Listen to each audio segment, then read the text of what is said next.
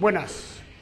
La clase de hoy es de las clases más importantes del sistema de alimentación, ya que en esta clase vamos a hablar de los carburadores y los vamos a clasificar.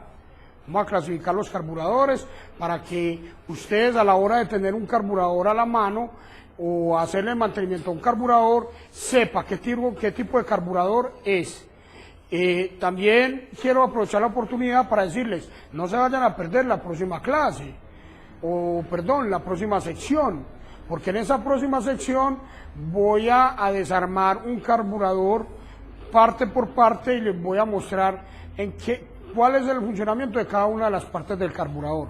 Posteriormente daremos las pautas para calibrar un carburador, pero empecemos al derecho, ¿no es cierto? Primero conociendo los tipos de carburadores y en qué consiste cada uno de ellos.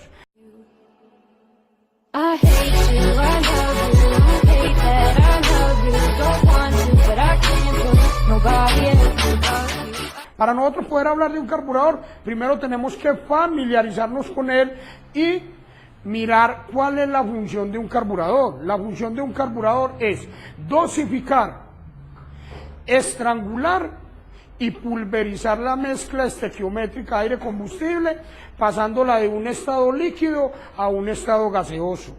Esa es la función del carburador. Luego, posteriormente, la entrega al cilindro para que esta mezcla sea detonada internamente por una chispa. Por eso se llaman motores de combustión interna. Los carburadores se clasifican así: primera generación, segunda generación, tercera generación y una generación especial que se llaman carburadores de competición o de cortina plana.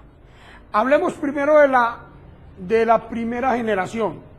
Estos son los carburadores de primera generación, son los carburadores que salieron para los velocípedos, como vehículos o motocicletas, o cuatrimotos, o vehículos de tres ruedas o llantas.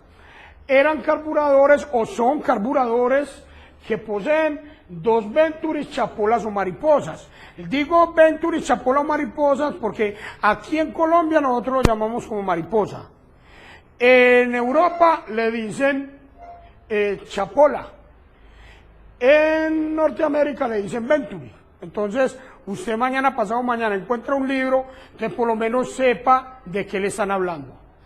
Cuando hablamos que lleva dos Venturis, entonces tiene dos chapolitas, una que es la que hace las RPM, la que abre y cierra para permitir las RPM del carburador, y otra que es la del paso del aire en la motocicleta.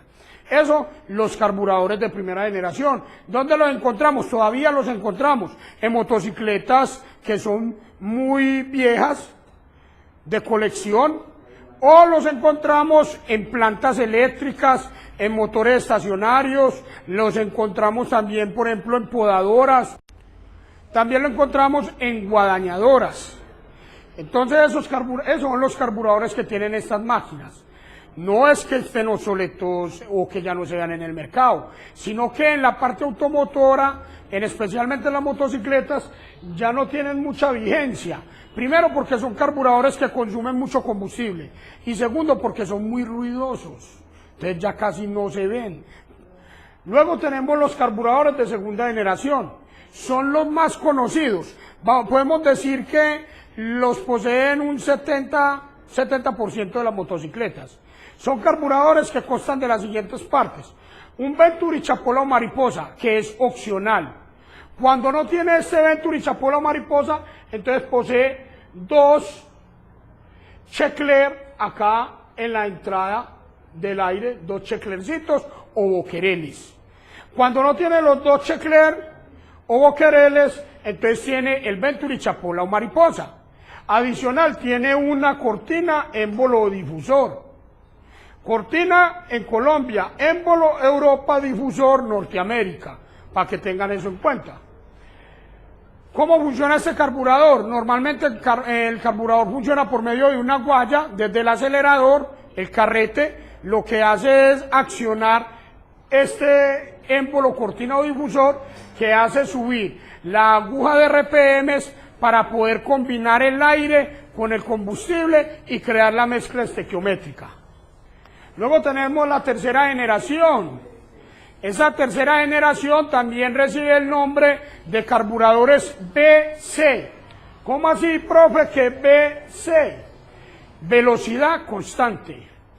También reciben el nombre de carburadores ecológicos. También reciben el nombre de carburadores de alto rendimiento o de última generación. ¿Por qué se dice que de última generación?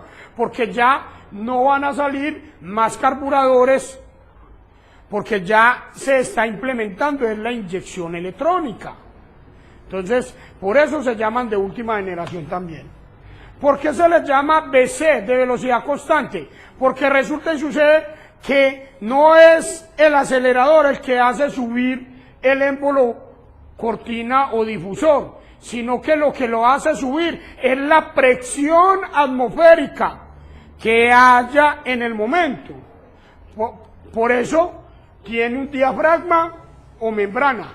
Los elementos que intervienen en este carburador son Venturi, chapola o mariposa, una cortina émbolo difusor más un diafragma o membrana.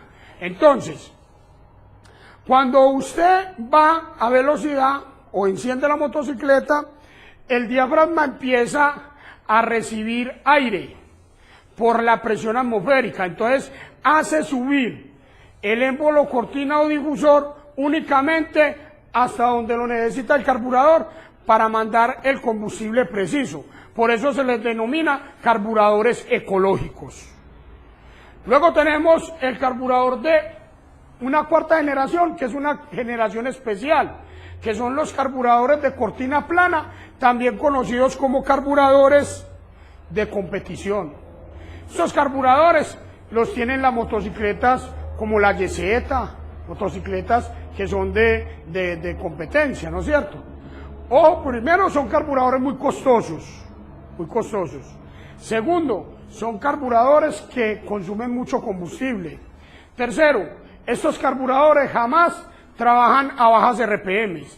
Empiezan a trabajar a partir de 3000 RPMs. Cuarto, adicional a eso, solamente ellos poseen por lo regular una sola aguja. De ahí se gradúa tanto las RPMs como el aire. Entonces, y normalmente ellos poseen, la cortina es plana por un lado es plana, o es plana por los dos lados, como cuadrada. Mínimamente es plana por un lado. Son carburadores muy grandes. Normalmente la marca de carburadores que más se ve aquí en Colombia es el Mikuni, ¿no es cierto? Mikuni, marca Mikuni, son carburadores muy buenos. Normalmente el material de los carburadores es un material que es colado, ¿no es cierto? Que es vaciado. Normalmente son de aluminio o antimonio.